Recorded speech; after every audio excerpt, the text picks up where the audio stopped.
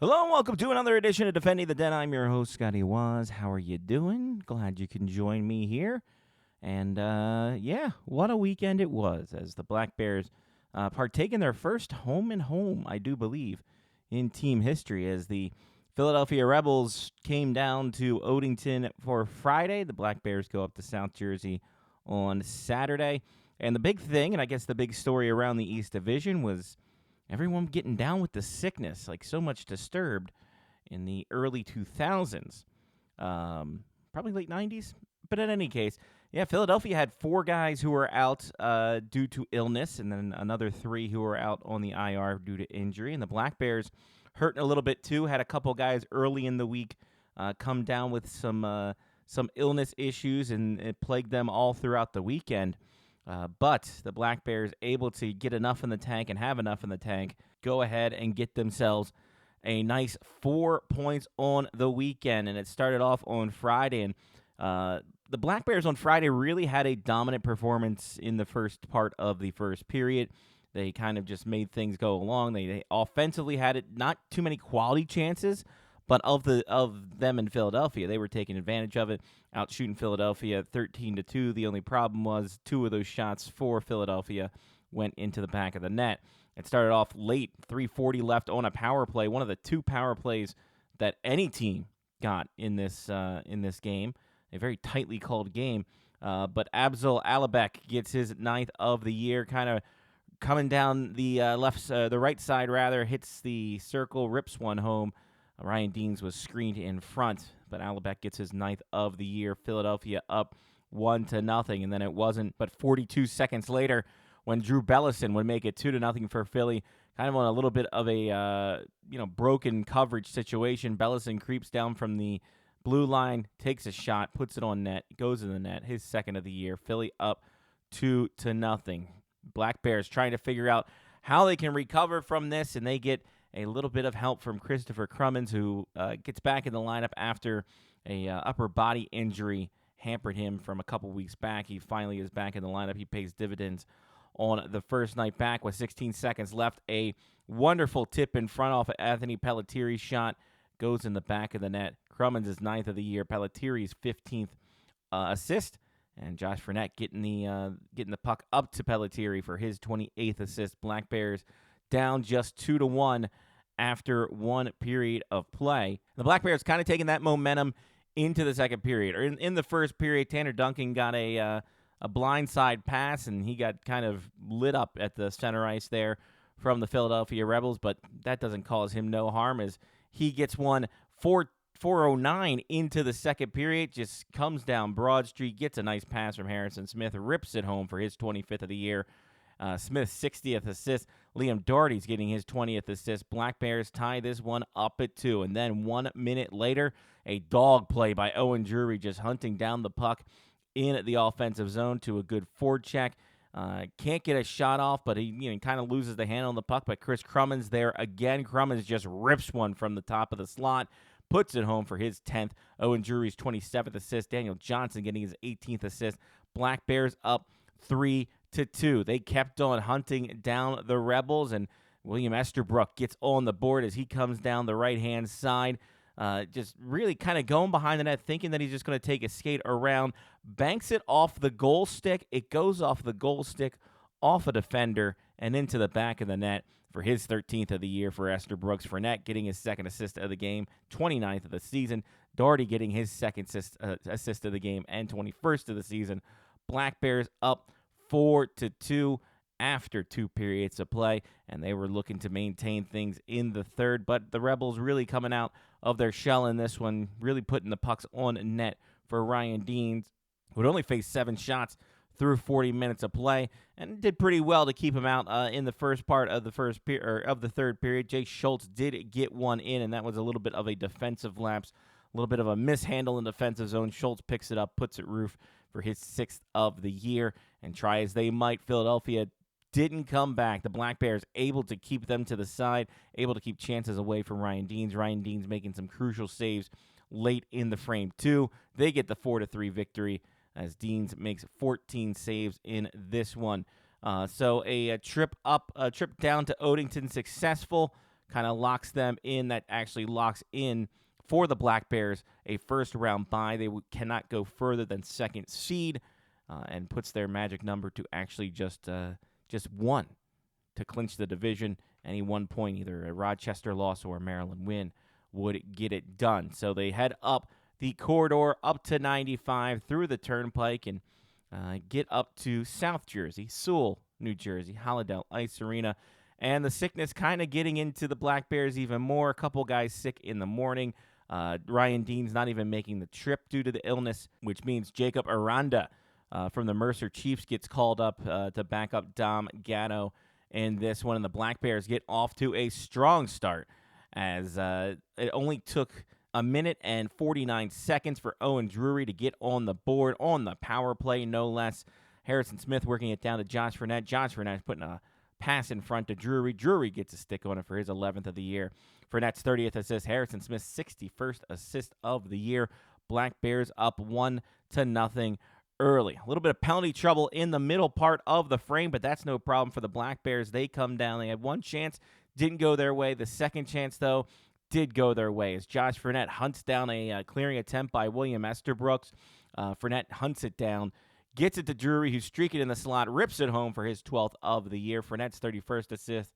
Will Esterbrook getting his 28th assist. Black Bears up 2-0. Then with 2:50 left, Philadelphia cuts that lead in half as Joe Stauber rips one through traffic in front. Dom Gatto can't pick it up until too late.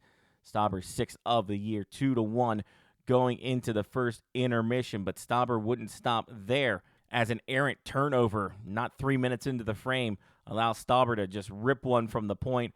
Again, kind of through traffic of his kind of friendly traffic in front. Stauber gets his 7th of the year, and we have a tie game. Penalty troubles would haunt the Black Bears later into the frame. It only took 10 seconds of a power play for Philadelphia to take the lead in just past the middle part of the frame. And who else? Joe Stauber gets his 8th of the year, cranking one from the blue line, putting it home for his 8th. Philly up 3-2, kind of getting the feeling of a reverse of what happened on Friday night. So the Black Bears trying to stave that off. They go down 1 going into the third, and then it was all systems go from there for the Black Bears. It all starts with Ryan Franks getting his 25th of the year between Tanner Duncan and Harrison Smith cycling it around. Smith finding Franks out in front, unspotted. And, of course, for a 20-goal scorer, why wouldn't you go ahead and just let him be? And Franks gets his 25th of the season. Smith's 62nd assist of the year. Tanner Duncan, his 42nd assist, and also extending his point streak to 27 games. Then, not a minute later, Harrison Smith gets his 23rd of the year thanks to a heads-up play by Liam Doherty, who breaks up the right side, kind of gets into no man's land towards the goal line. Not much of an angle of a shot for him. Throws it in front. Harrison Smith's break into the net, gets his stick lifted by a Philadelphia Rebel. Kind of leaves him unprotected. It goes off Harrison Smith and in the net. They tried to review it. Nothing coming from that. Goal counts. Harrison Smith's 23rd goal. Liam Doherty's 22nd assist. Will Esterbrook's 29th assist. Black Bears up 4-3. Wouldn't stop there. Can't stop. Nuh-uh. As Owen Drury finishes his hat trick, as he gets a nice setup feed from Daniel Johnson from behind the net. Drury makes no mistake about it. His 13th of the year, 3rd of the game. The hats from the Black Bears faithful, who traveled strong to Philadelphia, flying on the ice and celebrating Drury's 13th and hat trick of the night. Daniel Johnson's 19th assist. Kris Krumins, his 9th assist as well, making it a 5-3 game. Tanner Duncan would close it out with an empty netter. Great play, unselfish play by Harrison Smith, who was able to beat out the icing, had 2 guys on him, saw Duncan trailing, put it into the wheelhouse for Duncan, throws it in net. 26th for Duncan, 63rd assist for Smith, and, assist is a point just as much as a goal is. And Will Esterbrook getting another assist, his 30th of the year. Black Bears sweep the weekend, take the game 6-3, with Dom Gatto making 18 saves in this one. So given the sickness going around the East Division, Rochester was affected by it, Philadelphia affected by it. I think New Jersey and Maine have been affected by it. So everyone I'm blaming the top prospects, to be quite honest with you, as everyone kind of gets together. It's a weird time. And it's the change of season, so a whole lot of crap going on there. But in any case, Black Bears getting their job done, doing their dang thing, getting 4 points on the board, extending their win streak to 9 games, unbeaten streak to 10, or point streak to 10 games, as they have registered points in 10 of the last 10 games. That's how math works. Their overtime loss to Rochester being the only blemish. So Black Bears sit atop the East at 86 points. The second team to clinch, the Rochester Junior Americans, they're at 69 points. Both teams have only 19 games left in the season. Both teams only have 9 games left in the season. So Rochester, that puts their max at 18 points. If they win out, that would only put them at 87 points. So the Black Bears get a win, or if Rochester loses in any fashion, because the Black Bears apparently hold the tiebreaker. So that will mean the Black Bears will clinch first place with a win of any kind or a Rochester loss of any kind. So that's what sets it up there. But you want to get your 2 points as well, because you got not only you got the division title, you got the league title too. You want to get that so you have home ice advantage if you get to the Robbie Cup final. So Maryland Rochester, they are clinched in. Maine is having a little bit of a down spell there. They are in third place. On their heels is Northeast. New Jersey is behind them. Danbury and Johnstown round out the top 7, with Johnstown and Danbury really going at it. Philly, New Hampshire, and Elmira, they are all just hanging out there, having a time for themselves. So the Black Bears do face the Tomahawks, who have won their last 3 under a new coaching staff. So they will be out for a little bit of revenge, I'm sure. The Black Bears have won 6 games this season against Johnstown, looking for another 2 up in Johnstown. And of course, it's a big kind of, not only a situation where it's a rivalry game, however you want to call it, but I mean, Johnstown fighting for their playoff lives, Maryland trying to get the first overall spot in the East Division. So there's a lot still on the line in this one, and you can't really play what's on paper, because the game's not played on paper. It's played by tiny little players in our TV screens when we watch it. So it's a situation where now Maryland kind of controls their own destiny. They know they have a bye week coming up for the playoff, but how much further do they want to go with that? What do we see down the road? All that other fun stuff. So should be a good matchup, because the Black Bears are going to try to claw for that first overall spot. Johnstown trying to get some points to get into the playoff situation as well. So we will see all of that. NATV, NAHLTV.com. We'll have all the coverage, or go to Chesapeake Real Ale Brewery in Crofton. Catch the watch parties there. Friday night, 7:30. Saturday night, 7 o'clock for the game time coverage there. A little interview time for you right now. We talked to assistant coach Brennan Churchill. Gives a little insight about what needed to be done in terms of just shuffling lines during the sickness and everything like that, as well as the depth of the team and how it's going to be very, very crucial in the playoffs. Assistant coach Brennan Churchill joining me right now. And Brennan, a big weekend for you guys. Home and home series against Philly. You come out of it with 4 points. Your thoughts on the team's performance this weekend? Yeah, I mean, I think the guys battled all weekend. Like, we weren't at our best the whole weekend, but we're battling illness as a team, and just to be able to come together when some guys are out, some guys aren't feeling their best, and having other guys step up is huge for us. Power play got a couple goals, which were nice. We got a PK goal Saturday. Crummy stood out for us on Friday, and then Drury with the hat trick on Saturday was nice. When you talk about illness kind of going through the league right now, for that as a coaching staff, are you able to manage that? It seems like almost a day-by-day basis, and guys just flipping here, there, and everywhere in the lineup. Yeah, I mean, I think it's just adapting and overcoming. Like, we talk about that a lot, being able to make changes as needed. And it's just next guy up, right? We got young guys on our team that we're looking to have step up, and when they're able to do that on a Friday and a Saturday, it's really good for us as coaches to be able to see that going forward into playoffs. Over the past few weeks, we've seen a lot of depth scoring from the roster, not only from guys like Kris Krumins and Owen Drury, but defense as well. Will Osterbrook and Liam Doherty stepping up this weekend. For that, as a coach, especially going into the playoffs, that's got to be a good feeling for you. Yeah, I think it's nice. It takes a little bit of a weight off the top guys' shoulders when it comes to scoring, but it also makes it really difficult for other teams, because it's like, well, we're matching up on these guys and we're shutting down those top scorers, but then in their secondary is just coming in and there's really no way to match it, and it just really helps us and gets everybody to get going. And play really hard for each other. Now, you mentioned Saturday's game, coming back, scoring 4 straight in the third period. But I think one of the bigger things that I noticed is just the boost of fans that were there. How did you guys get that feeling on the bench, especially on a road game, to have that kind of support come on the road for you guys? Yeah, I think it's really nice. Our fans are obviously either the best in our division, if not one of the top 2 or 3. They travel really well and support us a lot. I think it helps us a lot. But I think in the locker room going into that third period, us as coaches, we challenged the team to kind of match what other teams were doing in our division. And the players rose up to the occasion and played great in the third. Now you guys got playoff on the horizon, and obviously I'm sure the next few games kind of developing what you guys need to do. Is there any different thing that you're telling the players as they go into playoffs, or is it just kind of keep the same mindset you had all year? I think it's us just trying to find consistency throughout the lineup, right? I think we've done a really good job this year where, like, if our goalies aren't at their best, we're scoring a lot of goals. If we're not getting a lot of goals, our goalies are on top of the game. But it's so far this year, it's been very few times where everybody's clicking at the same time, and we're trying to find that. Because if we're all playing together and we're all at our best on a consistent basis, there's not many teams that could touch us.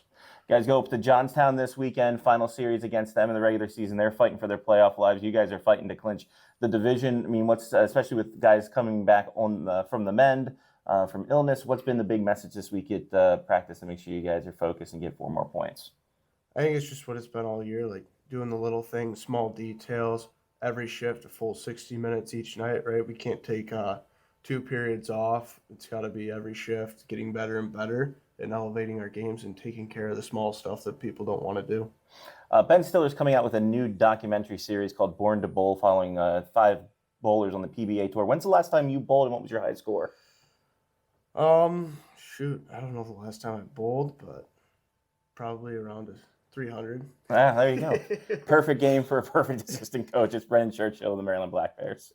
Captain Owen Drury joining me now. We get into his first ever hat trick apparently in the junior level, as well as just the performance of the team overall, given the circumstances they had. Black Bears captain Owen Drury joining me right now. And Owen, a big weekend for you guys. 4 points and a home and home. How did you think the team performed? Yeah, I think it was good. I thought Friday overall was a strong game, and then Saturday maybe started a little slow, but picked it up in the third and dominated when it mattered. And you got your first hat trick of the season. I guess first question, when's the last time you had a hat trick before this? I think when I was really young, like AA. That was my first real one. And you were able to get your hat trick goals on 3 different situations: power play, shorthand, and then even strength there. Kind of take us through, what the goals as they happened. Yeah, the first 2 were both great passes by Frenette. First one was kind of just net front on the power play. Got a stick on it, back post. Second one was PK.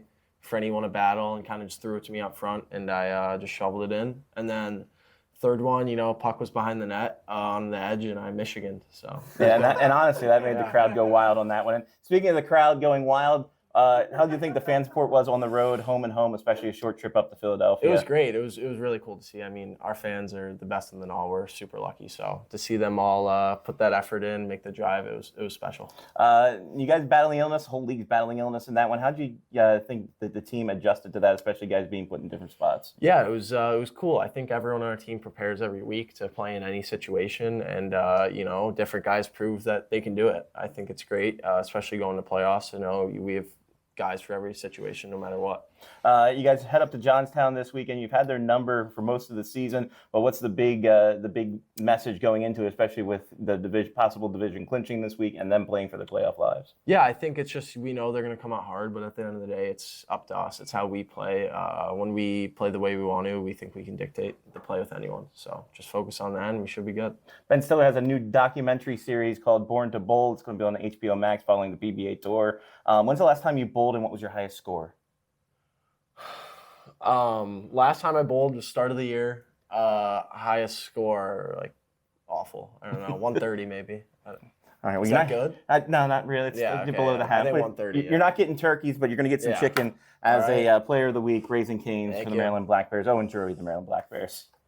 Teeing things off with Josh Frenette and go into a little bit about just guys stepping up, as well as the off-ice camaraderie between the players, just away for the stuff they can get into away from the rink and have some team bonding time. Josh Frenette of the Maryland Black Bears joining me right now. And Josh, big weekend for you guys. 4 points and a home-and-home weekend. Your thoughts on the team's performance? Yeah, I thought it was great. We had a couple guys sick, home all week, not practicing. So practices were a little weird, but everyone stepped up on the weekend.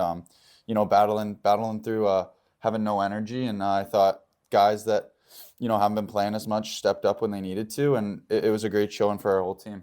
The depth of this team is pretty fantastic. I mean, you mentioned everyone being able to step up, and the offense also, not only on the front end, but on the back end as well. How does it feel just as a team, just the feeling you guys get to know everyone's contributing at any time? Yeah, I think it's a massive confidence booster just knowing, maybe if you're not going one night, you got three other lines that are all top level players. So, I mean, yeah, big games coming up in the playoffs. It'll be massive for us. And, you know, um, Saturday we were down a couple or down a goal and going to the third, and you just have that confidence knowing you got, three other lines going. So you can just go out there and play, and you're still confident you're going to win that game. What's the biggest issue in terms of home and home, especially like that? When all the variables, you guys being sick, having to go on the road for a Saturday, like how complicated is that for preparation for you guys? Yeah, luckily we were home on the Friday, which is a little easier. You're not getting home late Friday night. So we all got, good sleeps, and then leave for Philly around 2 p.m. So we all get to sleep in a little, luckily. Getting right off the bus and playing is not the easiest, but I think everyone handled themselves really well, and we got off to a pretty good start. So, yeah, this team showed that they could do it. You got a big stretch of games coming up here, 5 games in the next 8 days. And that kind of compressed schedule for you guys. The recovery time is going to be a little bit brief, but what do you think that you guys can pull off? You had something like this earlier in the year. Do you think you can replicate that this time? Yeah, absolutely. I think everyone, is going through the motions of being, keeping their body prepared, being in the gym every day, stretching and, working out. So I think everyone will be ready for it, and we'll prove it. We have 4 lines. I mean, not everyone has to play big minutes every night. So I think everyone will be ready, and, we'll be good to go. What's the key to going into Johnstown? You guys have once had 6 games over them so far, Yeah. but they're going to be fighting for their playoff lives. What's the key to make sure you get 4 points out of this weekend? Yeah, I think the biggest thing is just not changing our game, not playing to their level, playing at our level. And I think we can dominate any team in this league if we just, play our game, play a simple game. I think we'll do it. I'm not going to talk about the pure dominance you've had over me in fantasy basketball this year, but I saw you guys went out to the UMBC basketball game against UMass Lowell. What does that do for team building between you guys to be able to get out of the rink and enjoy yourselves in a different area? Yeah, I think it's a lot of fun. Obviously, we're with each other like 7 hours every day, no phones. So we're all a tight-knit group, but it's always fun to hang out outside of the rink and, go to that game. It was a lot of fun. A couple windmill dunks and stuff got the boys going. So it was a lot of fun, and the good guys won, so that's always good. Josh Frenette of the Maryland Black Bears. And last but not least, Kris Krumins joining me, and just his focus since coming back in the lineup on Friday, as well as his first playing time outside of being in a New Jersey-based team in his junior career. Talk a little bit about that and how he's been able to acclimate to Maryland. Kris Krumins of the Maryland Black Bears joining me right now. And Kris, big weekend for you guys. 4 points against Philadelphia. Your thoughts on the team's performance? Well, I think we just played our hockey, even though some guys were sick. Everyone delivered their role, and yeah, we just swept. And you guys came back on Friday in a big way with 2 goals after injury. How did it feel to get back out there in gameplay action, and how did you feel about being able to contribute like that? Well, it definitely felt great to be back. It's a lot more fun to actually be in a game than to watch it from the side. So, yeah, very lucky and blessed to return all healthy.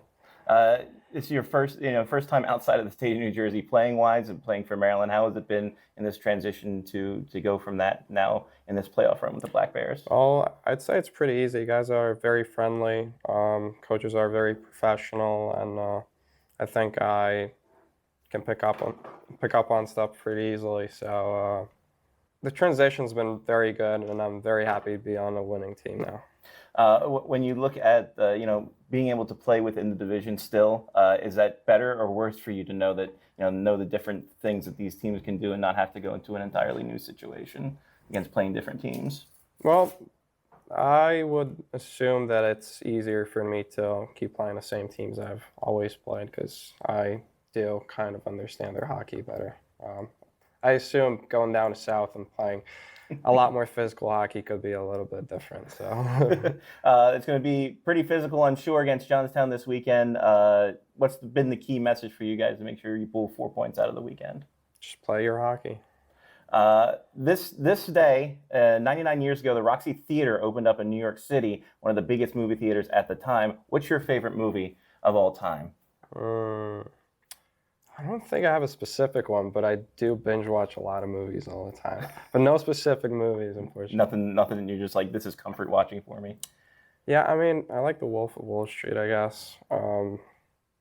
I don't know, like Titanic comes to my mind, but definitely not. Big Leo DiCaprio guy is what we're hearing. Yeah, I do enjoy his movies a lot. Kris Krumins of the Maryland Black Bears. Thank you. Thanks to Brennan, Owen, Josh, and Kris for their time, as well as thanks to the Maryland Black Bears staff for giving me the ins and outs and everything like that to bring you these interviews.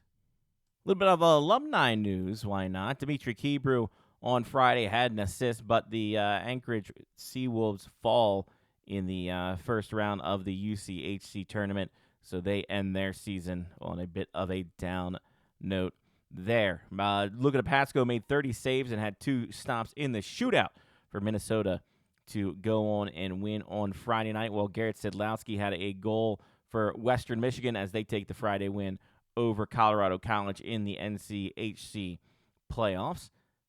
Gunnar Van Dam had an assist, but RPI loses to Clarkson 2-1, while Hunter Ramos had an assist on Friday, but Lake State falls in Game 1 of the CCHA situation against St. Thomas. Christian Catalano had a nice little assist on Friday. RIT, though, dropped Game 1 to Holy Cross in overtime. Meanwhile, Philip Tornquist had an assist as Vermont finished off their regular season in a victory against Maine. Kevin Scott had 2 assists, but RTI drops one in OT to Holy Cross, and that will end their, I believe, end RIT season. RMU season, Robert Morris, they're still going to go strong as Luke Van Wy had a goal to help RMU go to a Game 3 against Air Force, for a little foreshadowing to what we're doing there.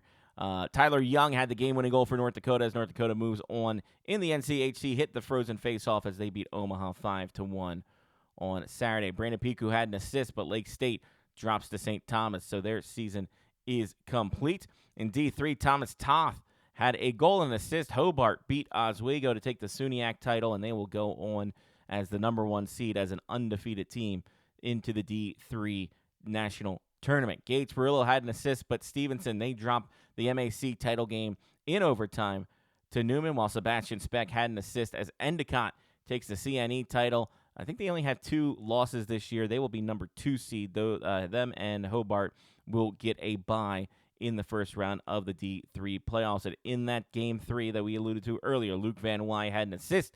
Robert Morris beats Air Force, and they will go on to the semifinals of Atlantic Hockey. Also, a good story about Riley Rue. From Riley Rue, commenting about the UA Wildcats, University of Arizona, as they head to the ACHA Nationals. Them and Dylan Gordon of UNLV will be partaking in that. But Riley Rue and the Wildcats will start off on Thursday, while Dylan Gordon and the Rebels will take aim on Friday as they get a bye in that first round. So that'll do it. That's all we got, folks. You have a great rest of your week. Black Bears in Johnstown, and of course this kind of also starts off a string of 5 games in 8 days as they will take on New Jersey Tuesday and then another home-and-home against Philly on the weekend after. So there's all that. Then you guys have a great rest of your week. I'm Scotty Wazz. Take care of yourself and someone else. It's been Defending the Den, part of the Face Off Hockey Show Media Faction and Podcast Monsters. Check us out online at Defending Den MBB on Twitter and clutchandcrabhockey.com for all the road series wrap-ups. You guys stay safe, stay healthy. For the love of God, please stay healthy and stay cool, and we'll talk to you next time through. Peace.